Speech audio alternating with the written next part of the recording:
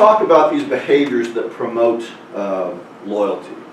So we're going to go into two different major areas, but these are some behaviors that promote customer loyalty. And the first one is do more than expected. There was a young woman, her name was Christina McMenemy. It's a hard name to say, McMenemy. And she used to go, for a number of years, she went to an event and she stayed at the Gaylord Opryland Hotel. And at the Gaylord Opryland Hotel, they had a clock radio made by Sharper Image that played spa sounds, and they helped her sleep, and she loved them. So after a couple of years going there, she started looking for this clock radio, and she couldn't find it anywhere. And she went there for the third year, and they still had it, and so she talked to the people there, and she said, I can't find this anywhere. And they said, yes, they're made specially for the Gaylord hotel chain. You can't buy them on the open market. And she was very disappointed by this. Well, the fourth year she goes back again, and in her room are two clock radios.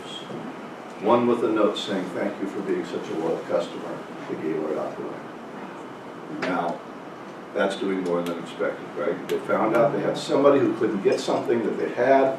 Didn't cost them probably very much. They buy and buy the ton, right? But what a service. What is something that she couldn't get anywhere else? So doing more than expected is something that creates a loyal customer. They know when you do more than expected.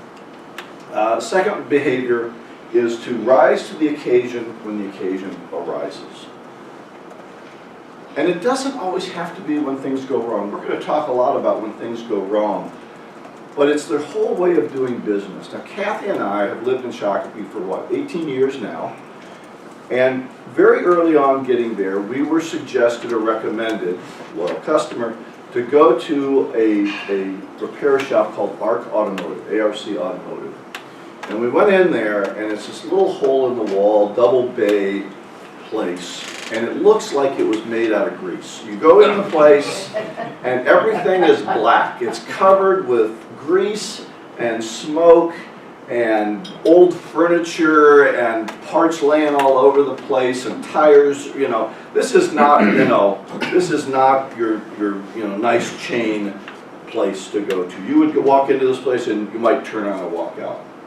And the owner there, Matt Lehman, he is as honest as you can get. So the first time we went there, we had an old van. It had almost 200,000 miles on it. And we weren't looking to have things replaced on it. We were looking to keep this thing going for another 30,000 miles. And what we found out in working with Matt was that's exactly the way he thinks. He thinks about what's the least I can do to this vehicle to make it safe and keep it on the road, because it's got 200,000 miles on it, right? We're not going to change the entire, front end system. That was the problem. The front end made a lot of rattling sounds. And we'd take it in about every 6 months, and he'd adjust something and figure something out and change a bolt and do something. And it was usually a bill for like $37.50, right? And then he'd bring the bolt to me, and he'd go, look, I just wanted to show you that this bolt was really in rough shape, and it's just, he's just a great guy. And we probably referred him to 20 or 30 people that live down in that area. All of our kids take their cars there now because we have a trust. Because when we had an occasion to just keep this old thing going, that's what he did. He didn't try to tell us, well, it'll be $2,000 to replace the whole front end, right? He did what it took.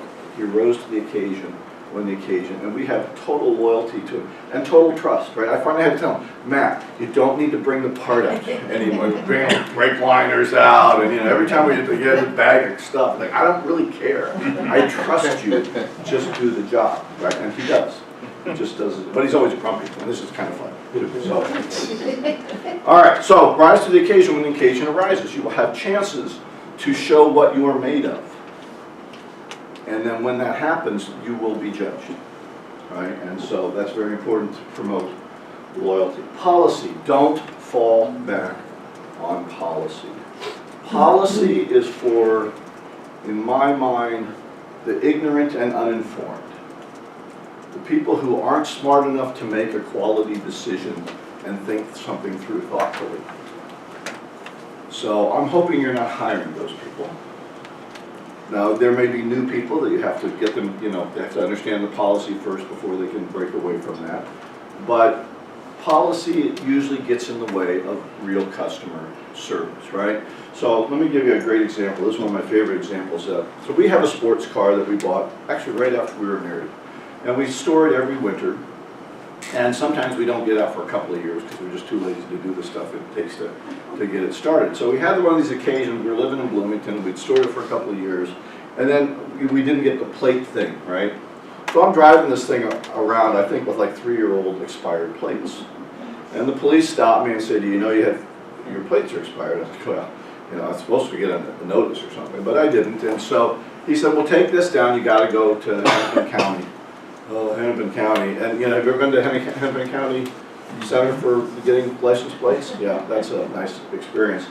Anyway, so I was like number 172, and they called number 2, and so I didn't have a phone then to play on. That was really bad. Now we can play on our phones, but I didn't have. So I waited and waited. I finally got up to the counter, and the lady said, "Okay, what's your problem?" And I said, "Well, I got this expired license plate, and here it is." And she goes, "Oh, you've had it in storage then?" Not being, too quick on that. I said, "Yes, we've had it in storage." She said, "Well, just pay for this year and you're ready to go." She helped me understand that if I said it was in storage, I just paid for the current license and I was ready to go. All right? So that's going against policy. Right?